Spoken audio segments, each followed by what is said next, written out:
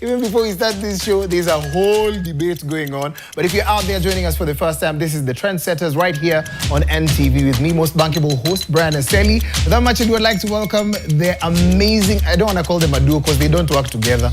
Kila mtu hufanya mambo yake kando. We work well together. In fact, we agree. On what we were just debating. We agree a lot on, yes.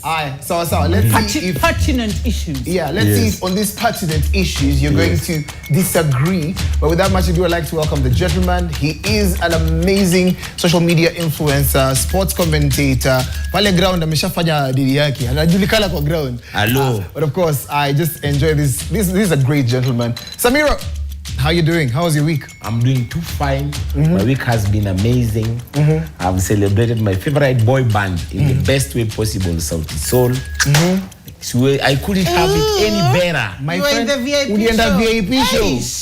Nina wambianga. What is money? Shani inakonga ya ndo tuweze ku get along na you my common friends. Na vile sisi tulinunua Alibaba tickets 1500 in April. That was none of my business. In April. That was none of my business. Samiro says 20,000 si kitu ya kushinda mtu. For Sauti Sol. Yeah. Sauti Sol. Ati Isabella. Hello. One day I will be a superstar. Sasa nyinyi isipokuwa sijui uto to skewers na nini mnapewa VIP that sisi hatutapata. Nitwangaje ile ni venye mimi sijui jina hizi vitu ile Thompson ama Stanley bottle. Okay. Hiyo tu. There is more. Unajua zingine. Okay. I will only let you find out when you pay next time. When you are at the VIP section. Exactly. Where's the relate at the lady of the moment right now, anapenda pundas. I don't know. She's going to tell you the reason. But of course, she is an amazing media personality. Ragoi, how are you?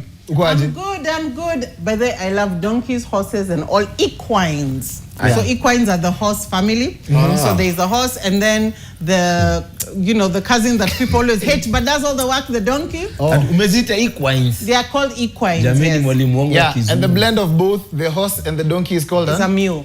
Oh, it's a mule. Yes. But a mule is only if the horse is the male and the donkey is the female. If it's reverse, it's called a hinny.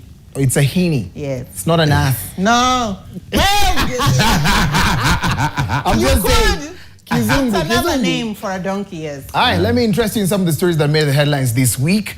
So in Nairobi, a pastor has gone viral after warning keyboardists and men against rocking the punk hairstyle. Yani mimi in short, hiyo kanisa sipatikani. And of course, after being warned, apparently he said that is not the way to God. He literally said men should turn to God and ditch the punk vibe, especially keyboardists like one of them in their church. And of course, online watu walianza kubreak, wakaanza kusema uko na beef na keyboardist, and that's why you're talking about the hairline, sorry. And of course, this is also in reference to the book of Inakwanga Deuteronomy, whereby there are things that you're supposed to do and things that you're not supposed to do. Samiro, unasemaje juu pasi? Mimi nakwambia tu ile wimbo tu tizama matendo. That's all. Because that has nothing to do with whatever I do. Cindy, you don't know that song? No. Hujui aje Cindy? Nyinyi ni wadosi. Usinitazame sura tizama matendo. Matendo. Sorry. Huyu Cindy ni wa Ron Kenoli. Yes. Cindy ndio wa Pastor Ushindi. Read your Bible, pray every day.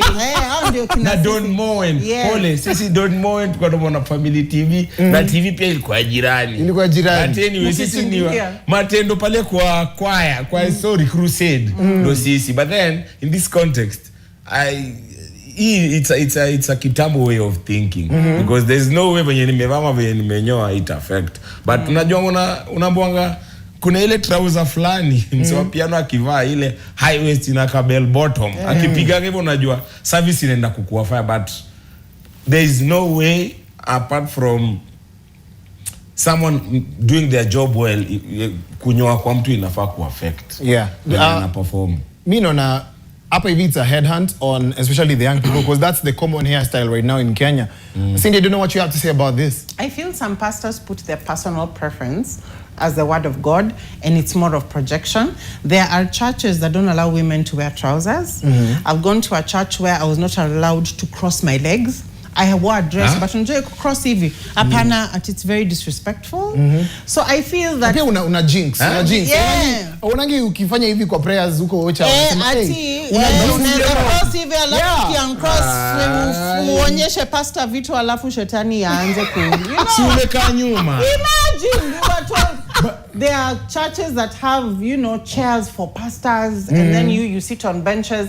Yeah. It's all religious doctrine that is somebody's own personal interpretation to make themselves feel more comfortable and to make themselves feel like, you know, this is, it's almost like the law. You know, the thing about the law is not absolute. It is subject to interpretation. So it's for you to prove this is how I saw it. Yeah. And honestly, I think to some extent that is how the Bible is. Some people are like, oh, it goes this way, or it goes that way. That's why we even have terms like, I am not religious, I am spiritual, and whatever the case might be. So this is just his own personal interpretation. I honestly believe Jesus was a Rastafarian. Yeah, Let me tell you, the kind of things that dude was doing, there is no way he was just brushing his hair every Jesus day. was that? Well, he was a Rastafarian. Hello. I don't know Let me about tell that. you- No, but I believe think he was like, pull up. Jesus was Turning borderline. tables at 12. I believe that Jesus was borderline rude.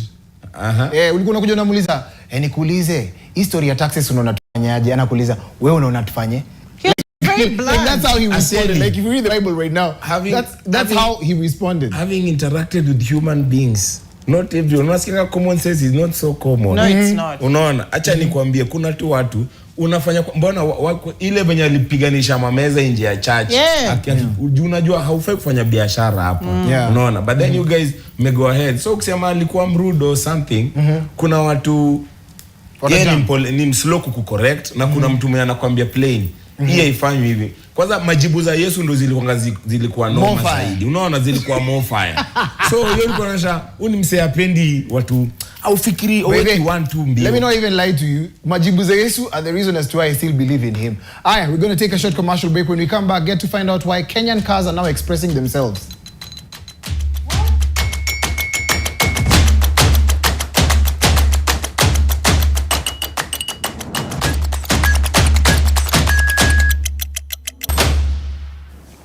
And of course, the best show in Africa ongoing right now. Trendsetters, it is with me, most bankable host Brian Aseli. We were catching up on the first story. I hope you got a chance to actually check it out. Right now, I told you that Kenyan cars have been expressing themselves. And of course, man, it's rough for all the drivers out there because most of the vehicle owners right now are experiencing some random combustion where an electric vehicle goes full barbecue mode in Nairobi and then 24 hours later, another one just went on fire in Eldoret. And of course, anybody who knows, those two cars had no issues. One is that there was no foul play. The cars were they just went on fire. So I don't know. At this rate, Kenyan cars are self-destructing like they're in a Mission Impossible movie. And honestly, I feel like car owners, you've survived traffic, high fuel prices, potholes, the size of swimming pools, only for your ride to betray you in spontaneous combustion. I don't know what you have to say about this. Two vehicles, two different locations, Nairobi, Eldoret, ziliwaka tu moto, hakuna mtu aliwasha hiyo moto. Cindy, I would like you to just talk to me about the safety of cars right now, or maybe even as a car owner. Gari yako ikisawaka moto. I don't buy cars that spontaneously combust. I don't want to mention the company because I don't want to be sued. I'm still trying to amass generational wealth now. It is a certain brand that is very notorious for having engine problems. It's not only in Kenya, it's also international. Just Google, you'll find out which one it is. I have a personal experience, not as a car owner, but a friend who was on Mombasa Road driving. And I kid you not, smoke comes into the, you know, when you're the driver's seat and then you're seeing some smoke, you're thinking it's from the engine, but the car is just spontaneously combusting. It burst into flames and it burnt into a shell. I think there is something wrong with the electrical wiring of these cars. They have been sued many times because unfortunately in some cases there have been fatalities. All I can say is avoid them. I'm not even going to say, you just, uzembe, go and Google and find out which one it is, and you'll see evidence. I think either they make them too fast, either the electricals they're using are not the best, either they are not used to, I don't know, it's a science project, whatever the case might be. They are not the best cars to, not all cars spontaneously combust. This particular one, mnikute. Umesema wewe unajua the exact, I think you're going to side chat us because wewe jua Samiro anaweza kuwa ndio ana import hiyo gari. Hata labda tunamaliza loan. What? Samir, what do you have to say about this? And of course it's now happening and within 24 hours, my friend. 24 hours. Yeah. You know, there might be a laxity from the people who are authorized the usage of these cars in Kenya. Unajua pia sisi tunatumianga njia ya mkato. Unaweza ingia mahali uambie Mkenya mwenzako, hii itumikangi hapa kwambia kwani wewe uko wapi? You see, so it's high time pia to kaze kamba kidogo because imagine such a thing happening nyuma ya tanka ya petroli. Imagine, that's another very, very, very bad thing. And to add on to that, allow me to add, please, Aseli. There is a lady, I forget her name. If you know, please tell us on Twitter. She's very famous for doing very thorough vehicle checks on Mombasa. She checks even the underbelly, things that apparently big importers always overlook, so that they sell us rusted cars or dysfunctional cars from abroad or from Japan. And the thing that she has so much hate and so much uproar until she quit the company that she was working for in Mombasa. Now she does independent checks, and she said a huge percentage of the cars that we get in Kenya that are new are poor quality cars. You just need to check the checks and balances. So what Samir is saying is very true.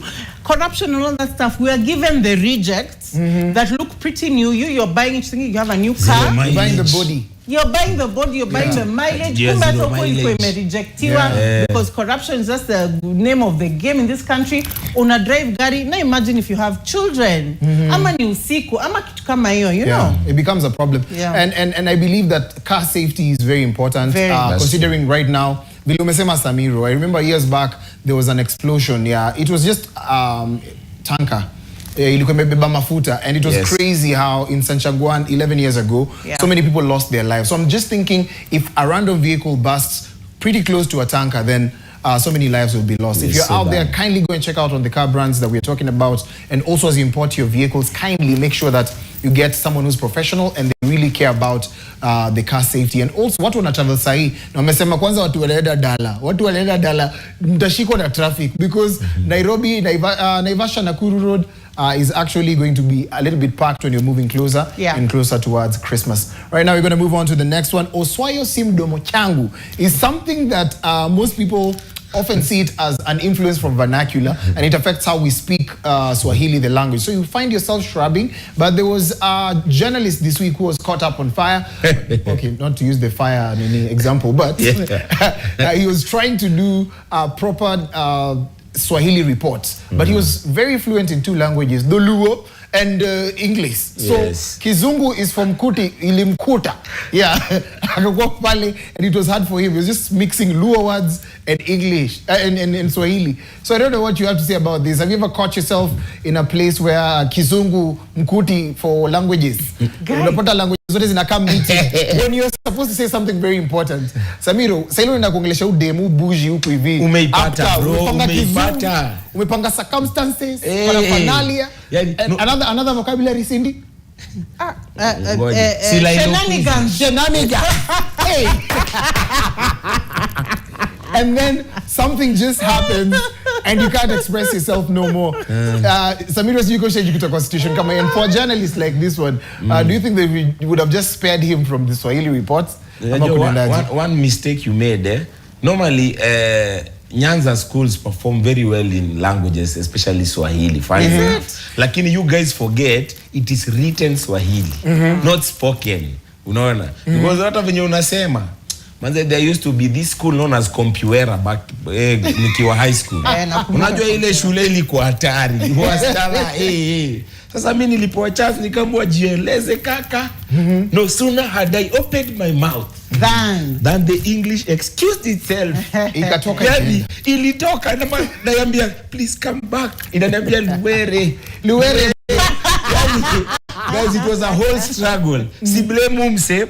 I know he has the confidence for it. Unaona? Lakini sasa pali pa execution, his countrymen wanamwambia tu, "Maiye baba, beda most. Yeah, it was a bit hard. But to redeem ourselves, tusameheni watu wetu, sisi ni wanoma ya kuandika. Ya kuandika. Unajua sisi. By the way, Wala bin Wala is from Nini, the Lake region. Exactly. Unaona yeye ni wa kuandika. Wewe shesti akiongea. Mr. Owalo. Mr. Owalo, unajua niko na shanga hii Wala bona shesti ana Mswahili mingile. Wala bin Wala is Mr. Owalo. Hey. Owalo. Thank you. We speak transactional languages. Hey. And you know, at first I thought maybe the fact that I'm not fluent in Kiswahili is because I was born and raised in Nairobi. Yeah. But I discovered and if you're from South Nyanza, please hit me up. Hakuna mtu South Nyanza ongea Kiswahili vizuri. Hakuna, those are my people. That is where we get professors, engineers, doctors. Even my shosho anongea English. Lakini Kiswahili is where she draws the line. Imetuchenga, just leave it, tuachie Waluya. Yeah. You know? Tuachie Kinaseli. Minajili. Wangeka tu hapo Mluya bwana. Kila na strengths zao. English is ours, Kiswahili na Waluya. Yeah, but countries like South Africa are now picking up Swahili as a language of consideration, especially when it comes to studies. Do you feel like we should intensify on our Swahili or liwe liwalu? No, we should. I actually saw online, there's somebody, and I love Kenyans because whenever we see a gap, we make money. There's actually somebody who's offering online classes for different age groups of mother tongue. Now you see, let me give myself as an example. I'm in an intercultural marriage. I am Luo, my husband is Kikuyu. Our children only speak English and Kiswahili. Yeah. Because in the household, there isn't that mother tongue, that one language that weaves the child's way of thinking and speaking. So we're actually losing our languages. And there are people who've seen an opportunity and they're teaching their people mother tongue. Yeah. So for me, I say, forget about Mandarin and all that stuff. Let it be a choice. But we should actually teach our children mother tongue in school. Lakini pia you should know yourself. You should know. Usiende, unajua utambua ongea na Kiswahili, ujiue na unajua wewe vizuri. So, inatoka cut your cloth according to what? Your size. According to your size. So, you guys remember that meme of when you lied to your CV, in your CV that you fluent in both languages. You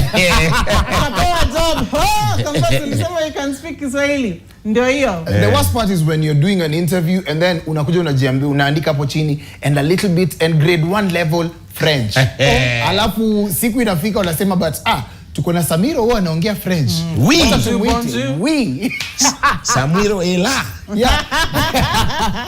Haya. So we're going to move on to the next one, which is a very, very amazing story. Kenyans have been breaking records. From Trufena 72-hour hug of a tree. Kenyans are known at least for that world record. Doki Dorcas, she also did a record of cooking 3 chapatis in less than 2 minutes 36 seconds. Congratulations to her. But most recently, we just saw a competition that was ongoing, Kule Mayolos, and this man by the name David Munywa became the Darts Don. Now, this guy came from uko nyuma, alikuwa anaonekana kama atashinda hii kitu, but there was a man called Deca. His name is something Deca. I'm trying to find it over here, but I can't see it. Oh yeah, yes. So he came from huko nyuma, akakuja, akabeat the record, and of course he became the party winner when it comes to the darts activity. Tulikuwa nadhania darts ni game ya walevi peke yake, kumbe at 30 you're a Chelsea fan, you're a vet doctor, rudia. You're a Chelsea fan. Hallelujah. Paradise. Na mnashinda game za mama, mnashinda sana. Guys, club yote kuna darts. Yeah. Tafadhali.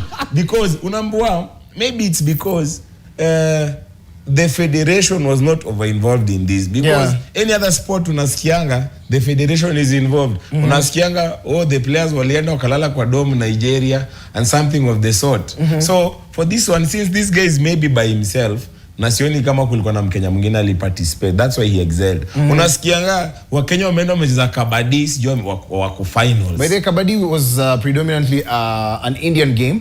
Exactly. And ni kama sisi sijui game gani ajua. That one. Yeah, if we take it to the next level and it's actually we might be world champions and world champion. Yeah. Exactly, unaona. So maybe these sports ndo zetu. Hizo ndo zetu. Juu pale ile Olympics naongana game mingi sana zenye tu participate. participating. Yeah. Sasa tuko na Master Munyo, congratulations, my Chelsea mate, and of course I know tukipatiwa chance vizuri and to make sure when the government gets involved and the federations wana make sure inakuwa aligned. See, you guys get involved inakuwa wasi. Mara unasikia jamaa wetu badala atumie ile nguo imeandikwa Kenya imeandikwa na maka, but then what do we do? Let me tell you something. Cindy, these guys are vet, by the way. Yes. Yeah. It's so sad when you've talked about the government and federations. Do you know he actually went to the Ministry of Sports and asked for money to support his ticket and they refused? Right now, have you seen the number one people to congratulate him? All over the page, official Team Kenya, I don't know who. Yeah. I really worry if the federation gets involved because I agree with you, Samiro, that is now where the sport will die because there'll be some funding that will come in and of course when funding comes bring through, other it players. has to be bars. Yeah. Then you'll find this guy Hana Kit training hajalipwa. Yeah. All of a sudden somebody will want to be his coach. Yeah. Wacha aende tu ajibambe self-sponsor. Kama alipiga tizi kwa club, muacheni huko tu. Wacha kule tu sahi niko sure clubs watu wako that mbaya. No, Kenyans also opportunistic. Mtu anakaa chini anasema kumbe hii kitu naweza kula nayo pesa. By the way, at the moment Kenyans- kuna 4.3 million. there are so many people who have darts boards in their houses, but they have never used them. We're going to take a short commercial break. When we come, we have more stories about Elon Musk and something he said, and it's a reply to your landlord. So you better stand by for that.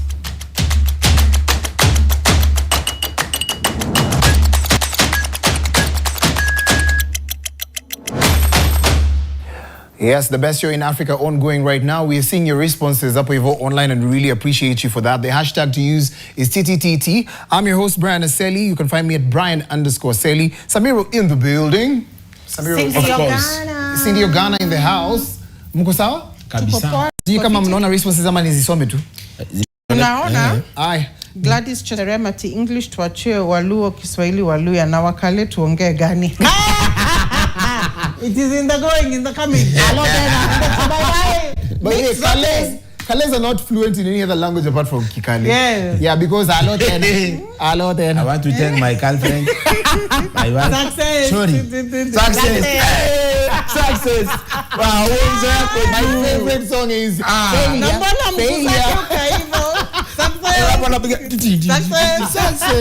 I know that guy is getting a lot of gigs. But I love failure.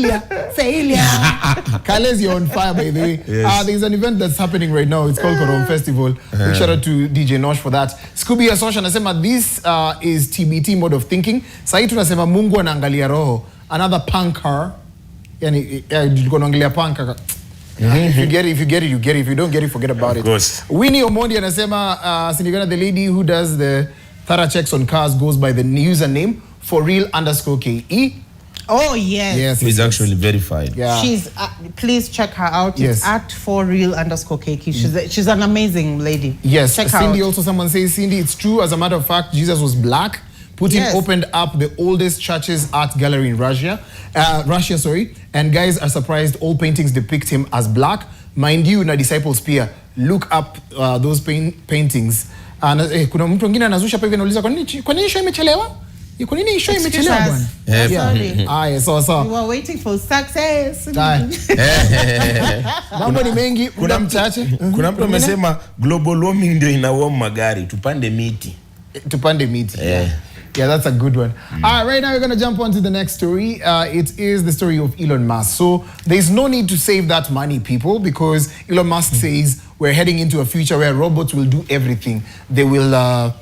your job is actually going to be just vibing because there's something known as universal high income that's going to be coming. And yeah, it's going to be saying goodbye to all poverty. Apart from poverty, jobs will be deleted just like that. Like, unanga vile wa receiving your office mail. Your spam mail ile ya kusema kuna meeting on Thursday. Oh, hiyo ni important. But basically the future is wake up, eat grapes, and then you're fed by robots. And then repeat, no stress, no savings. And there's no boss to breathe on your neck. Now, in the meantime, I'm over here still thinking about ninunue mkate ama nilipie wifi. Ninunue token ya thao ama ya mbili.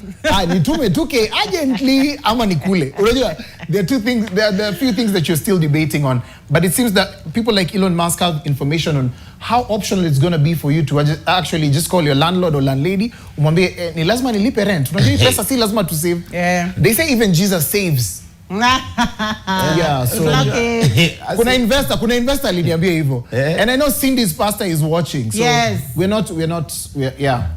Sorry, pastor. Aseli, unajua one great man from Bondo. Yeah. By the name the Right Honorable. Yeah. Raila Amolo Odinga said, no matter what advice you are given, yes, remember to use yours. Unaweza sikiza tu lakini si lazima utumie.